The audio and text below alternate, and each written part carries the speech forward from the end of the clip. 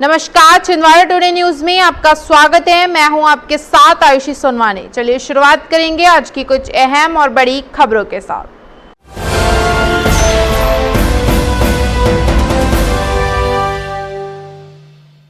मुख्यमंत्री शिवराज सिंह चौहान ने law and order की खास बैठक बुलवाई है, जिसमें गृह विभाग के आला अधिकारियों को भी बुलाया गया है।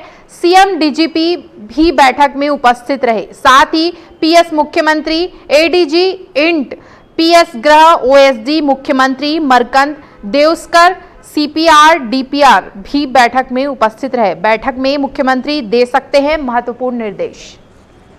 गृह मंत्री नरोत्तम मिश्रा ने मध्य प्रदेश में कोविड-19 के बढ़ते मामलों को लेकर कहा कि बीते 24 घंटे में प्रदेश में 17 प्रकरण सामने आए हैं। प्रदेश में एक्टिव प्रकरण की संख्या 131 है।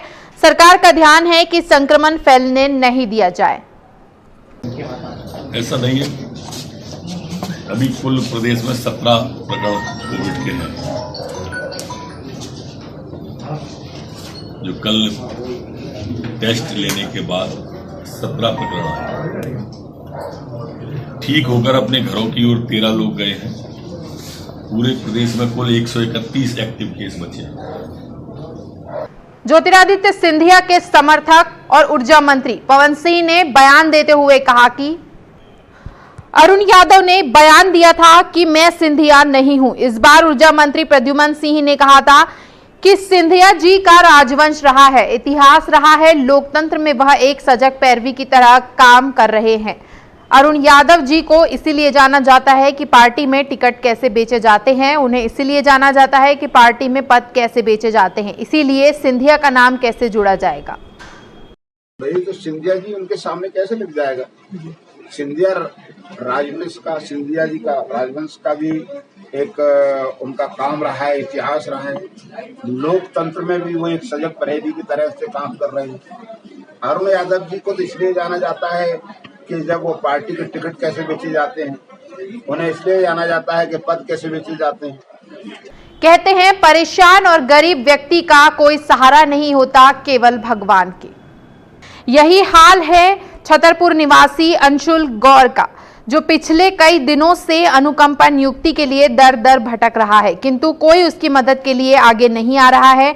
अंशुल की माता शासकीय हाई स्कूल किरतपुर विकासखंड में कार्यरत थी। छतरपुर में अध्यापिका के पद पर कार्यरत थी। उनकी आकस्मिक मृत्यु हो गई। अंशुल के पास अनुकंपा नियुक्ति का ऑर्डर भी है, लेकिन कहीं भी उसकी सुनवाई नहीं हो रही है। अतः अंशुल ने सीएम हाउस में आवेदन देकर मदद की गुहार लगाई है। हम छतरपुर से आए, ग्राम परसनिया से।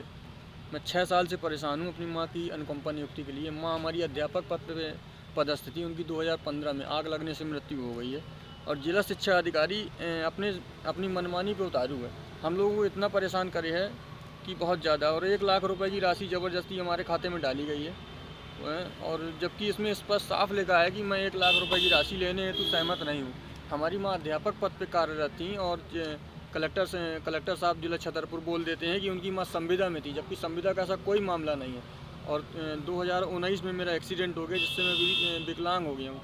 ना तो हमारी तरफ देखिए, ना हमारा खुद का घर है। हमारी 3 बहनें हैं, अभी पत्नी है। मैं तो बहुत परेशान हूँ।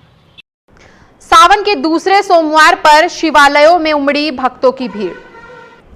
हिंदू धर्म में सावन का महीना विशेष महत्व रखता है, जिसमें भगवान शिव की आराधना की जाती है। भोपाल के विभिन्न शिव मंदिरों में आज सुबह से ही श्रद्धालुओं की कतारें लग रही है। वहीं गोविंदपुरा में पशुपतिनाथ मंदिर में श्रद्धालुओं ने शिवलिंग पर दूध अभिषेक कर विशेष पूजा अर्चना की। श्री पशुपतिनाथ मंदिर में कई साल से श्रावण मास के द्वितीय सोमवार को विशाल कावड़ यात्रा के साथ 1.25 क्विंटल दूध से अभिषेक किया जाता था, परंतु प्रकृति ने ऐसे मारा, कोविड नाम की बीमारी फैली। उससे गत 2 वर्ष से बड़े धूमधाम से कार्यक्रम को नहीं कर पा रहे हैं। फिर भी मंदिर के जो परंपरा है उसको न टूटे, उसके हिसाब से सूक्ष्म रूप में भले ही हो, हमने आज कावड़ यात्रा भी लाए, जलाभिषेक किया, दुग्धाभिषेक कर रहे हैं, अभी चल रहा है। इस वक्त की खबरों में फिलहाल इतना ही। आगे की खबरों के लिए बने रहिए हमारे साथ और मुझे दीजिए इजाजत। नमस्कार।